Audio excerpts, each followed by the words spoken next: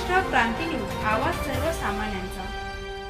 यवतमाळ जिल्हा न्यायालयात वकिलांना जीवे मारण्याची धमकी, वकिलांची पोलीस स्टेशनवर धडक, सुरक्षेची मागणी। यवतमाळ न्यायदानाचे पवित्र कार्य चालणाऱ्या यवतमाळ जिल्हा न्यायालयात एक धक्कादायक प्रकार समोर आलाय। कौटुंबिक न्यायालयातील सुनावणी दरम्यान एका पक्षकाराने वकिलाला थेट जीवे मारण्याची धमकी दिल्याने खळबळ उडाली। या घटनेच्या निषेधार्थ वकिलांनी एकत्र येत शहर पोलीस ठाणे गाठले आणि संबंधित पक्षकारावर कठोर कारवाईसह वकिलांना संरक्षण देण्याची मागणी केली। काय आहे प्रकरण?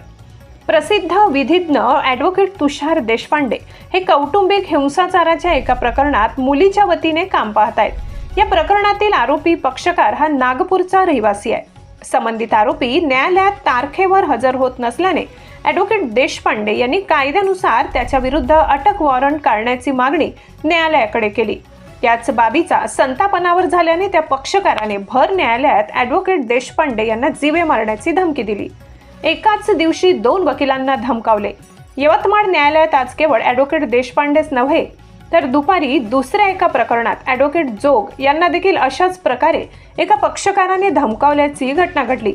एकाच दिवशी 2 वकिलांना लक्ष्य करण्यात आल्याने वकिलांमध्ये संतापाचे वातावरण आहे। आरोपींनी न्यायालयाच्या प्रतिष्ठेचा आणि कायद्याचा कोणताही आदर न राखता हे कृत्य केल्याचे वकिलांचे म्हणणे आहे। वकिलांचा संताप आणि पोलिसात तक्रार या घटनांमुळे वकिलांच्या सुरक्षेचा प्रश्न गंभीर झालाय। आपल्या व्यावसायिक कर्तव्याचे पालन करत असताना अशा प्रकारे धमक्या मिळणे हे लोकशाहीसाठी घातक असल्याचे मत वकिलांनी व्यक्त केले। यानंतर वकिलांच्या मोठ्या गटाने शहर पोलीस स्थानकात धडक देत तक्रार दाखल केली। संबंधित आरोपीवर तात्काळ गुन्हा दाखल करावा आणि न्यायालयात वकिलांच्या सुरक्षेसाठी चोख बंदोबस्त ठेवावा अशी आग्रही मागणी यावेळी करण्यात आली आहे। महाराष्ट्र क्रांती न्यूज साठी यवतमाळ तालुका प्रतिनिधी प्रमोद मेटांगे। न्यायालयामध्ये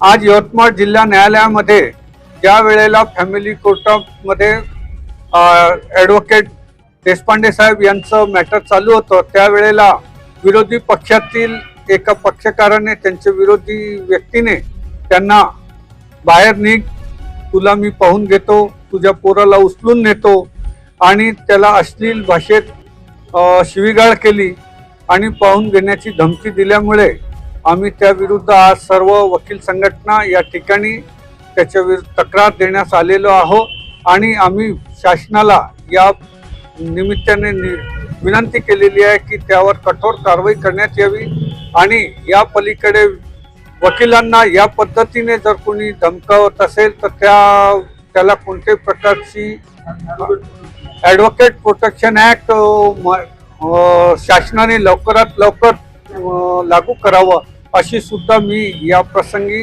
विनंती शासनाला करीत आहे।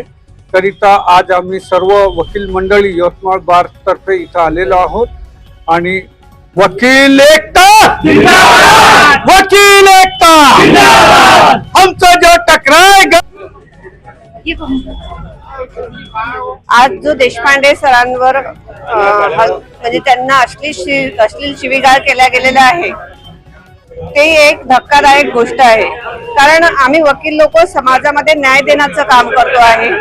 जर आमच्यावर असे आम्हाला तशा धमक्या मिळायला लागल्या तर हे कठीण आहे।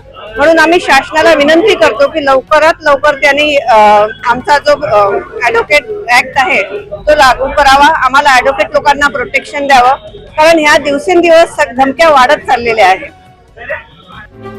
अशाच नवनवीन बातम्या पाहण्यासाठी आमच्या महाराष्ट्र क्रांती न्यूज या YouTube चॅनलला लाईक करा, सबस्क्राईब करा आणि बेल आयकॉनला प्रेस करा।